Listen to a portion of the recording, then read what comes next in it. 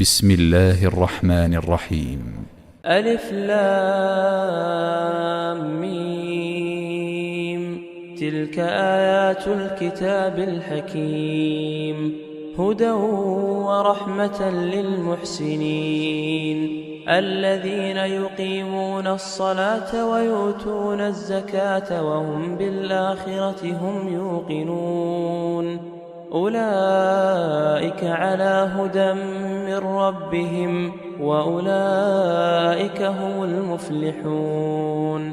ومن الناس من يشتري لهو الحديث ليضل عن سبيل الله بغير علم ويتخذها هزوا، أولئك لهم عذاب مهين. وإذا تتلى عليه آياتنا ولى مستكبرا كأن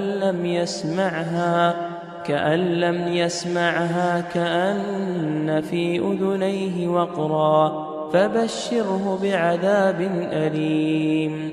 إن الذين آمنوا وعملوا الصالحات لهم جنات النعيم خالدين فيها، وعد الله حقا وهو العزيز الحكيم. خلق السماوات بغير عمد ترونها وألقى في الأرض رواسي أن تميد بكم وبث فيها من كل دابة، وأنزلنا من السماء ماء فأنبتنا فيها من كل زوج كريم.